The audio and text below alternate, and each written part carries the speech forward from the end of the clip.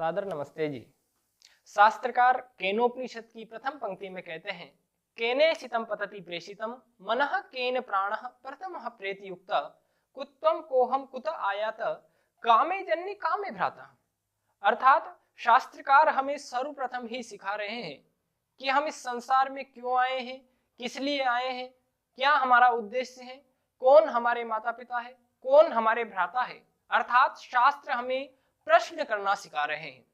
उसी तरह हमारे जीवन में भी एक जिज्ञासा उत्पन्न होनी चाहिए, क्योंकि जिस मनुष्य के जीवन में जिज्ञासाएं उत्पन्न होती है वो एक बड़े लक्ष्य की प्राप्ति की ओर बढ़ता है।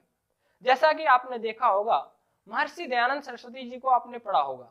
महर्षि दयानंद सरस्वती जी के जीवन में घटना आती है कि जब उन्होंने मूर्तियों पर चूहों को चढ़ते हुए देखा, तब ऋषि दयानंद ने विचार किया कि सच्चा ईश्वर कहाँ मिलेगा, और उनकी उस जिज्ञासा के माध्यम से उन्होंने उस समाधान को खोजने का प्रयास किया, और आज हमारे बीच में सच्चे ईश्वर की प्राप्ति के समाधान है।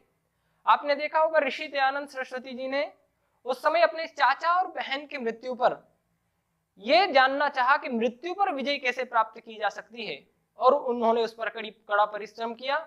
और आज हमारे बीच में मृत्यु से बचने के उपाय हैं, मृत्यु से कैसे बचा जा सकता है।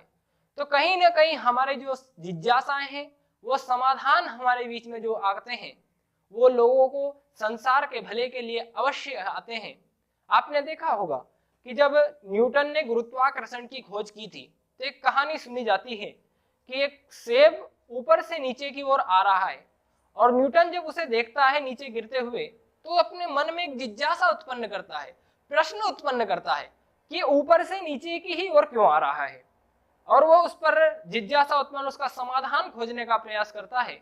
और वो समाधान आज हमारे बीच में है, गुरुत्वाकर्षण की खोज हमारे बीच में है। तो ये जो छोटी छोटी जिज्ञासाएं हैं, मनुष्य इनको बड़े लक्ष्य की ओर ले जाता है और समाधान खोजने का प्रयास करता है। तो आपके मन में भी कोई सी भी जिज्ञासा हो, धर्म, राष्ट्र, समाज, संस्कृति, किसी भी प्रकार की आपके मन में जिज्ञासा हो, कोई प्रश्न आपके मन में हो, तो आप उस प्रश्न के माध्यम से हमें कमेंट कीजिए, हम आपको उसका उत्तर देंगे।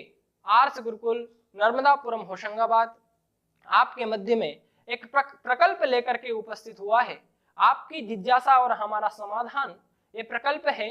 आप अपने प्रश्न हमारे पास पहुंचाइए, हम गुरुकुल के विद्वानों के द्वारा, अन्य विद्वानों के द्वारा, पूज्यपाद स्वामी जी के माध्यम से, आचार्य जी के माध्यम से उन प्रश्नों का समाधान आप सबके मध्य में प्रस्तुत करने का प्रयास करेंगे।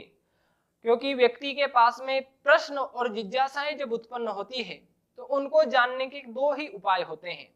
एक उपाय होता है कि या तो वो वेद, शास्त्र, दर्शन, उपनिषद आदि शास्त्रों का अध्ययन करके स्वयं ही उसकी खोज कर ले, उस प्रश्न का समाधान जान ले। और दूसरा जो उपाय होता है वो यह है कि आप्त पुरुषों के पास में जाकर, विद्वानों के पास में जाकर सत्संगति करके उन प्रश्नों का समाधान प्राप्त कर सकता है। तो या तो आप स्वाध्याय करें और अपने प्रश्नों का समाधान खोजने का प्रयास करें, और यदि आप स्वाध्याय नहीं कर सकते हैं या स्वाध्याय को समझ नहीं सकते हैं, क्योंकि शास्त्रकार कहते हैं स्वाध्यायः प्रवचनाभ्याम मा प्रमदितव्यम, अर्थात स्वाध्याय में कभी भी हमें प्रमाद नहीं करना चाहिए। आज लोगों में क्या देखा जाता है कि व्यक्ति केवल जब तक डिग्री प्राप्त होती है तब तक ही अध्ययन करता है, तब तक ही पुस्तकों को पढ़ता है, उसके बाद में सारी पुस्तकें वो पढ़ना छोड़ देता है, अपने कार्य आदि में व्यस्त हो जाता है। लेकिन ये गलत है। स्वाध्याय हमें पूरे जिंदगी भर करते रहना चाहिए। तो हम स्वाध्याय करते रहें, और साथ में जिन प्रश्नों को हम नहीं जान सकते हैं या नहीं समझ सकते हैं, आप कमेंट करिए, हमारे विद्वान लोग आपको उनका समाधान देने का प्रयास करेंगे, प्रामाणिक समाधान देने का प्रयास करेंगे।